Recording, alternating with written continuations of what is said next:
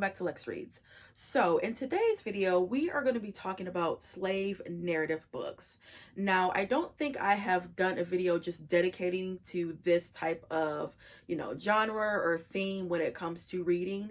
And I believe, in my opinion, that if you are trying to get into Black literature, or not even just Black literature, but just literature in general, but I am going to put emphasis on Black, I do think that you should try to read maybe one or two narratives, because that is, unfortunately, that is our history. And for me, I know, and I wanted to start collecting, books as a hobby, specifically Black literature. Of course, I wanted to add, some narratives that I do like, some narratives that are well known to my collection. If I'm being honest, I prefer slavery theme books as opposed to slave narratives, and here's the reason why.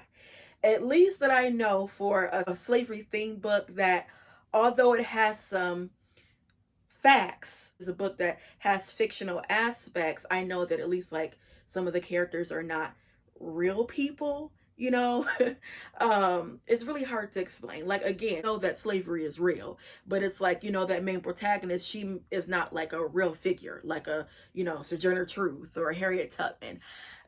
Sometimes it makes me feel a little bit better, like, oh, well, that person didn't endure that. But I think in my mind, well, no, there was a real person that author probably got a lot of inspiration that it actually did happen to. So yeah, I wanted to talk about some that I actually was able to navigate, and they kind of read like a novel, as opposed to just like throwing facts at you. I think that's another reason why with nonfiction, obviously I want to learn something, but my thing is, it's not a textbook. Okay, I'm not doing this for no grade. I'm doing this just for entertainment. But like I said, I have some that I was able to navigate, and then I also want to talk about some that I have in my collection and I want to read. So first, you guys know I always talk about anthologies. When you are trying to get into a certain genre, you're trying to look for a certain author that you want to get into, anthologies are key. And I have two that I want to share with you guys. So first is The Portable 19th Century African American Women's Writers. I love this because, like I said, it's an anthology, so it has a collection of writings. It's all the way from 1797 to, it looks like 1949. And this was edited by Henry Louis Gates. They have everyone from Sojourner Truth, Mary Prince, who else? Eliza Porter, Harriet Wilson, Hannah Crafts, just everyone. And I would say the one that really got me, I think maybe was Hannah Crafts. Her narrative is the bondwoman's narrative. Her story, unbelievable. Let me tell you guys about it a little bit. Okay, so she was enslaved, but she looked white. She looked like she could pass for white. And she had a husband that, he was Black. He was, a dark-skinned man. And she told her husband, she said, you know what, we have to get off this plantation. And we're gonna shoot before Christmas, I believe, I think. My wages that I get, I am going to buy you some men's clothing. I want you to observe how white men, basically navigate in the world, how they talk, how they look, how they walk, everything. And it was not proper for a woman to go by herself traveling, with a slave, or no, you couldn't do that. So they come up with the idea. They said, you are going to dress up like a man, a white man, and I'm going to be your slave. And that is how we're going to be able to pass and go to the north. And they almost got caught. They had people that they were able to, go into their houses and hide for a little bit, to go to the next state and the next town and all of that. And they were able to go to the north, and they opened a school for enslaved people that wanted to read. When I had read that story, I was beyond flabbergasted, because my thing is, we be thinking that was perfect. Her to disguise as a man, and they said she practiced. They practiced for months. She got the mannerisms down and everything. But that was brilliant, just to think that they did that.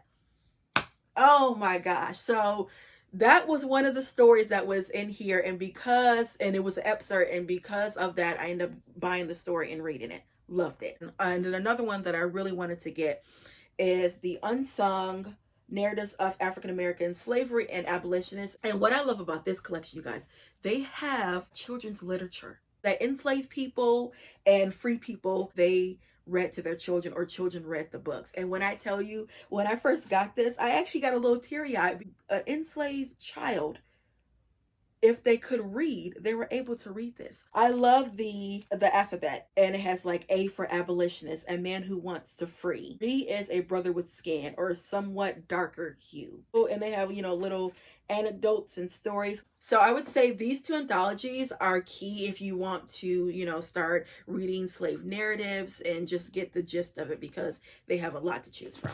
Okay, I got these anthologies, went through them. I have 4 books I was able to navigate. Okay, so first, I wanted to read this one. I just have to kind of suck it up. I wanted to read the narratives of the life of Frederick Douglass, an American slave. I mean, come on now, it's Frederick Douglass. When I tell you, I didn't realize how not only an influence Frederick Douglass was, but he was like famous back in those days. He had a huge influence when it came to not only blacks but whites. Okay, next, this was one of my favorites. This is Our Neg, Harriet E. Wilson. This read like a novel, honestly did, and it's not long at all. I think I read this in a day. They do say, it says, a fictitious fusion of 2 literary modes of the 19th century, the sensational novel and the slave narrative. So they were saying some of the stuff that she put, it was real, but I also has some little fictional aspects, they were saying. Maybe that's why I like it, because it, like I said, that makes sense now. It did read as a novel. There were a lot of facts in this, okay? When it does talk about her parentage and things like that, her plantation, her owner, that was real. Next is Harriet Jacobs' Incidents in the Life of a Slave Girl. Now, this was a little bit difficult to read, I would say, a tiny bit. There was one scene where I think her owner, the way he threw her across that room and the way she wrote it, it's like you felt like you were thrown across that room, okay?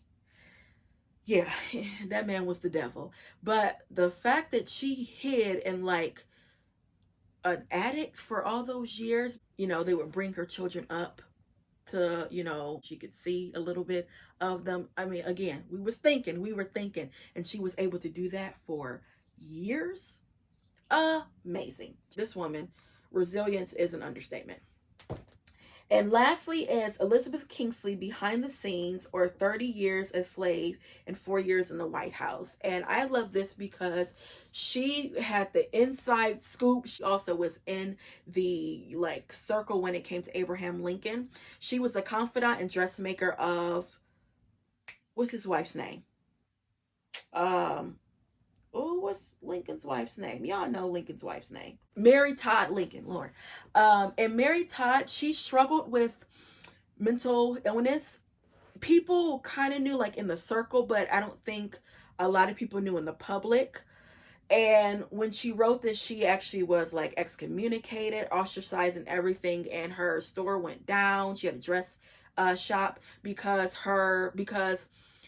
Mary Todd Lincoln, Abraham Lincoln's son, they stopped the publication because they did not want, like they said, people to know about their dirty laundry. And she does talk about Mary Todd Lincoln when it does come to her mental illness. She also talks about how, and she does it in a very nice way, and it was truthful, when it comes to Abraham Lincoln, he is known for ending slavery, but really he wanted to preserve that union. But that was the only way to do that. He is known for being so generous to blacks, and he, helped free us in the, Emancipation Proclamation. No, that really wasn't his intention. His intention was to preserving the Union. He talked about that. She also talked about how, when he was assassinated by John Wilkes Booth, the first person that Mary Todd reached out to and wanted to talk to and see was her.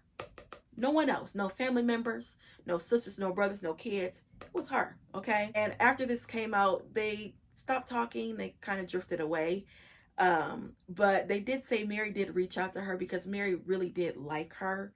And Mary knew. You know what I mean? Mary knew. But her thing is, I'm just speaking the truth. And she didn't divulge. She could have divulged a lot of stuff. She kept a lot to herself. But her thing is, no, I want to tell the people what it was really about. So, yeah, they was kind of salty about this. But this, amazing. And then lastly, I want to talk about some narratives that I do have that I haven't read that I am interested in. So first, of course, the narratives of Sojourner Truth. I mean, come on now, Sojourner Truth. Don't have to say anything about it. Mary Prince, the history of Mary Prince. She was the first Black woman to be published in Britain, and that was in 1831.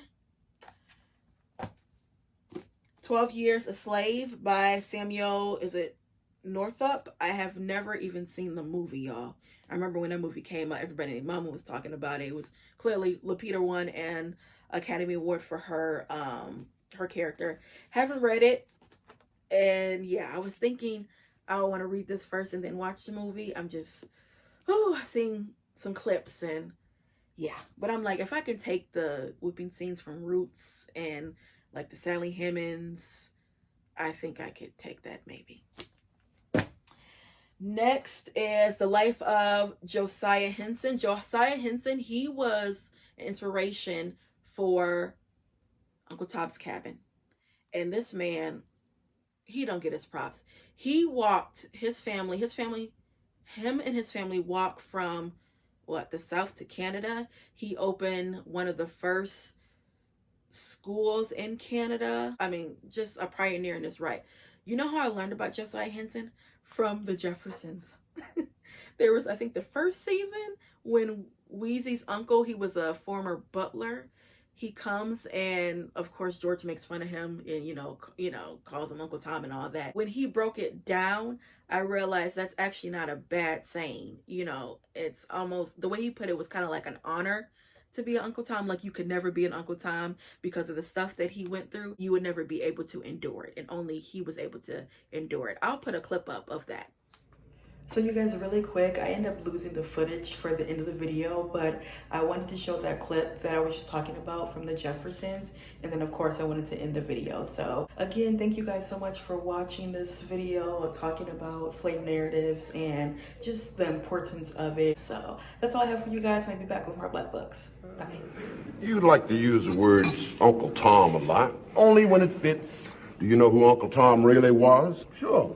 He was that dumb nigga who used to thank Simon Legree for whipping him. Wrong. That's another one of those lies about our people that has been accepted as truth. Who was he then? Superfly in disguise? No, George.